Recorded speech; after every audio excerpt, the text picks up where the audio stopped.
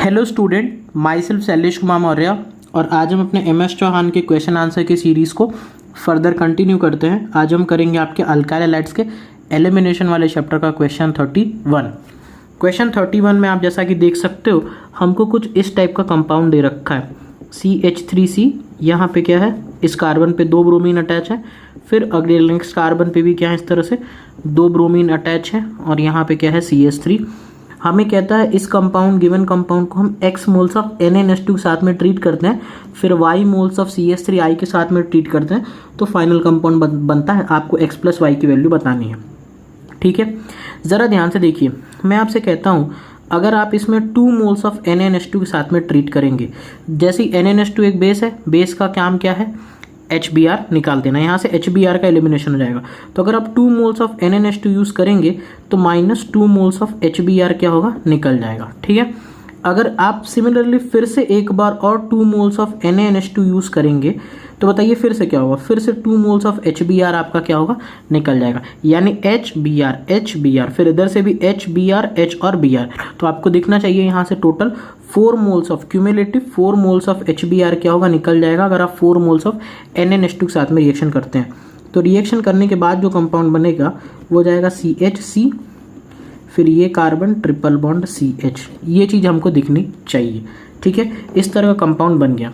अब इस given compound के ऊपर आप खुद ही सोचिए, ये हाइड्रोजन कैसा है आपका, एसिडिक, ये हाइड्रोजन कैसा है आपका, एसिडिक, तो इसको एब्स्ट्रैक्ट किया जा सकता है।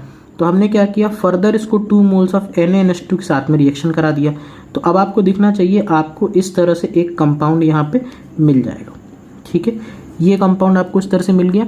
अब आप देखिए, आपको ट्रीट करना है फिर यहाँ पे CH3I के साथ में। तो अगर आप इसको 1 मोल्स ऑफ CH3I के साथ में ट्रीट करोगे तो ये क्या होगा, इस पे इस तरह से अटैक करेगा और आयोडीन यहाँ से क्या होगा, निकल जाएगा। यानी एक बार अगर आप रिएक्शन कराओगे तो एक तरफ CH3 इस तरह से जुड़ जाएगा। सिमिलरली अगर आप एक बार और एक और मोल से करा दोगे तो सिमिलरली इस ट्रिपल बॉन्ड से भी क्या होगा, इस तरह से CH3 आपका आके अटैच हो जाएगा। यानी यहाँ पे 2 मोल्स ऑफ CH3I आप यूज़ कर सकते हो। तो अब आप ही बताओ कितने मोल्स ऑफ NaNH2 हमने यूज़ किया, 2, 4, 6, यानी x की वैल्यू कितनी रख ली, 6। y क्या था, CH3I के मोल्स, कितने मोल्स यूज़ किए, 2, 6 + 2, कंबाइंड आंसर कितना आ गया आपका, 8। किस ऑप्शन में हमको दे रखा है, ऑप्शन डी, हमारा वो आंसर क्या होगा, करेक्ट हो जाएगा, ठीक है। क्वेश्चन 32 में देखिए आपको ये क्वेश्चन लिखा रखा है, यहाँ पे आपको कुछ लिविंग ग्रुप्स दे दिए हैं हेलोजन के फॉर्मेट में, आयोडीन, ब्रोमीन, क्लोरीन, फ्रोमीन, उनका pKa वैल्यू दे दिया है, परसेंटेज यील्ड दे दिया है 2 हेक्सीन का और परसेंटेज यील्ड दे दिया है 1 हेक्सीन का। आपको बताना इसमें से कौन सी स्टेटमेंट ट्रूज है, ठीक है। ट्रू है, पहला स्टेटमेंट है based on the pKa of the conjugate acid I- is the best living group and F- is the poorest leaving group. हमको ऐसे भी पता है कि सभी हेलोजन्स में जब आप डाउन द ग्रुप जाते हो तो क्या होता है, आयोडीन I- सबसे अच्छा लिविंग ग्रुप होता है और F- सबसे पुअरेस्ट लिविंग ग्रुप होता है। ये चीज़ यहाँ से pKa वैल्यू से भी कंफर्म हो रही है कि जितने कम pKa वैल्यू होगी उसका मतलब क्या है कि वो उतना स्ट्रॉन्ग एसिड होगा, यानी उतना वीक बेस होगा, यानी weak base are good leaving group, ठीक है। बी ऑप्शन कहता है I- Br- Cl- are used as leaving group and follow Zaitsev rule. हमको पता है जितने भी हेलोजेंस हैं उसमें फ्लोरीन जैसे Cl-, यहाँ पे हो गया Br- और हो गया I-, इनको हम थोड़े अच्छे लिविंग ग्रुप के अंदर कंसीडर करते हैं। और जब हमारे पास गुड लिविंग ग्रुप होता है तो उस पर्टिकुलर केस में सेटजेफ रूल क्या होता है, फॉलो होता है। और F- क्या होता है, पुअर लिविंग ग्रुप होता है। इसके पर्टिकुलर केस में कौन सा प्रोडक्ट बनता है आपका, हॉफमैन्स प्रोडक्ट बनता है, क्योंकि हॉफमैन्स प्रोडक्ट बनता ही 2 केसेस में है। पहला होता है जब पुअर लिविंग ग्रुप हो या बहुत ही बल्कि बेस हो। सी स्टेटमेंट, F- जो सी ऑप्शन है, F- is the strongest base and therefore the poorest leaving group. ये तो बात हमको समझ में आती है। नेक्स्ट कहता है the transition state for the reaction with fluoride as the leaving group has the least double bond character. क्योंकि देखो ये जो फ्लोराइड वाला लिविंग ग्रुप है ना, ये हटना ही नहीं चाह रहा था क्योंकि ये तो पुअरेस्ट लिविंग ग्रुप था। तो अगर ये पुअरेस्ट लिविंग ग्रुप था तो यहाँ पे एक तरह से डबल बॉन्ड भी नहीं बनना चाह रहा था। तो जो ट्रांजिशन स्टेट था उस पर्टिकुलर केस में यहाँ पे जो डबल बॉन्ड बनने की संभावना है ये क्या थी, सबसे कम थी। तो उसी चीज़ों को थोड़ा सा घुमा के लिख दिया है कि Zinc minus is the strongest base and therefore the poorest living group, and the transition state for the reaction with fluoride as the living group has the least double bond character. तो अगर तीनों की तीनों statement सही हैं तो हमारा कौन सा आंसर करेक्ट हो जाएगा? हमारा ऑप्शन डी जो है वो क्या हो जाएगा, हमारे लिए करेक्ट हो जाएगा। ठीक है, नेक्स्ट क्वेश्चन करते हैं, क्वेश्चन 33। अब आप देखिए क्वेश्चन 33 में हमको कुछ इस टाइप का यहाँ पे कंपाउंड दे रखा है। ठीक है, ये कंपाउंड हमको दे रखा है। यहाँ पे ये जो ड्यूटेरियम है इसको डैश पे है, ये जो हाइड्रोजन है यहाँ पे इसको किस पे रख दिया इन्होंने, वेट पोजीशन पे रख दिया है। यहाँ पे एक नाइट्रोजन कंटेनिंग कंपाउंड है N, यहाँ पे रखा है इन्होंने CN3 होल ट्वाइस, यहाँ पे 2 मिथाइल ग्रुप है।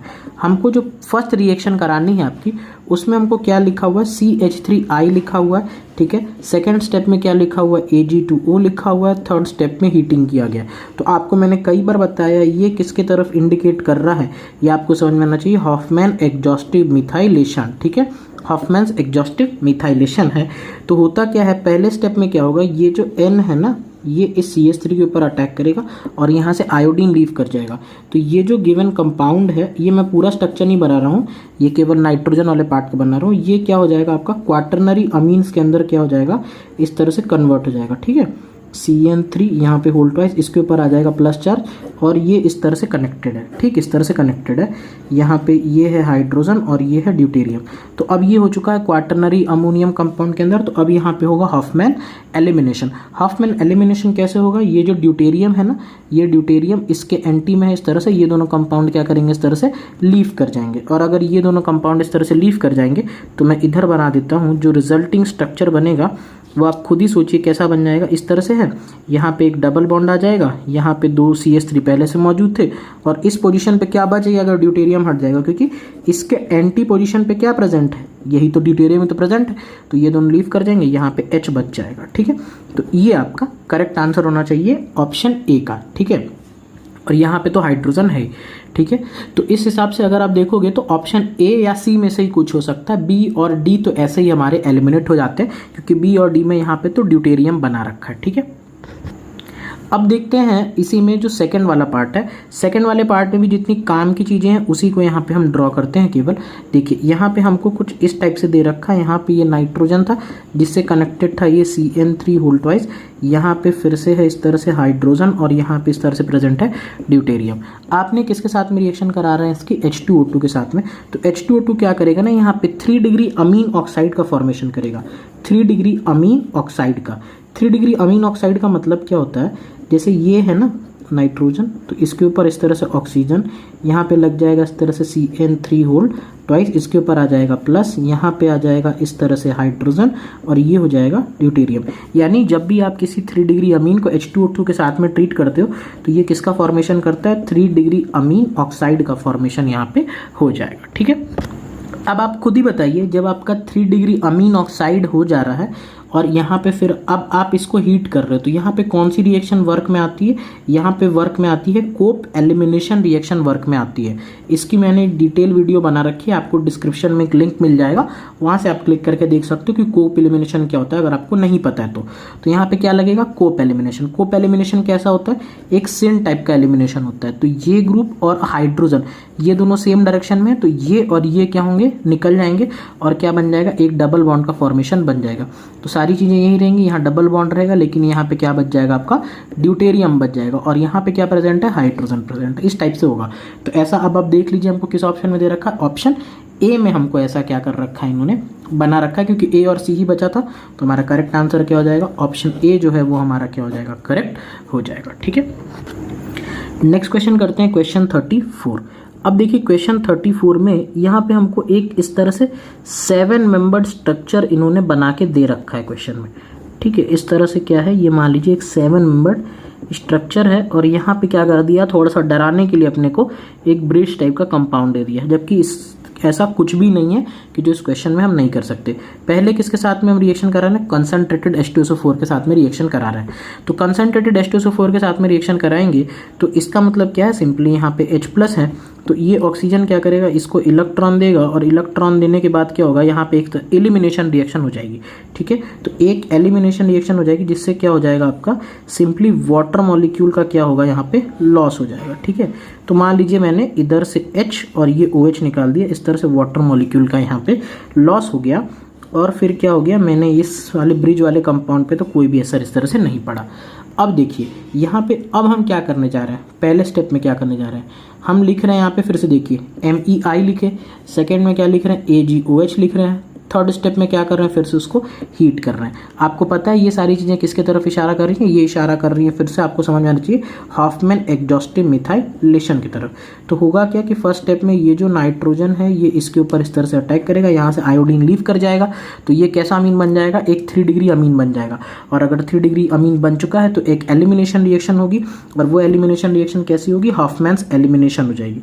तो बेसिकली होगा क्या कि 3 डिग्री अमीन बनने के बाद यहाँ से हाइड्रोजन इस तरह से ये लीव करेगा और ये कंपाउंड क्या करेगा, इस तरह से ब्रेक कर जाएगा। तो अब मैं ब्रेक करने के बाद की यहाँ पे आपकी पूरी पिक्चर आपके सामने इस तरह से बना रहा हूँ। ठीक है, ये 3 डिग्री अमीन बनेगा, फिर यहाँ से हाइड्रोजन लॉस करके वाला ब्रेक कर जाएगा। ठीक है, तो अब जो चीज़ें ब्रेक कर रही हैं, तो ये तो डबल बॉन्ड पहले से था, यहाँ पे एक और डबल बॉन्ड इस तरह से आ गया, और इस वाले पोजीशन से जब ये ब्रेक करेगा तो यहाँ से ये नाइट्रोजन तो कनेक्ट रहेगा ही, तो ये क्या बन जाएगा NMe, इस तरह से ये कंपाउंड हो जाएगा। ठीक है, अब आप खुद ही सोचिए, अगर आप खुद से एक बार दिमाग लगाएंगे तो अब आप देखिए फिर से ये स्टेप आप दोबारा ये वाले जितने स्टेप हैं इसको उठा के आप दोबारा यहाँ पे लिख रहे हो, तो फिर से क्या होगा, फिर से होगा हॉफमैन एग्जॉस्टिव मिथाइलेशन।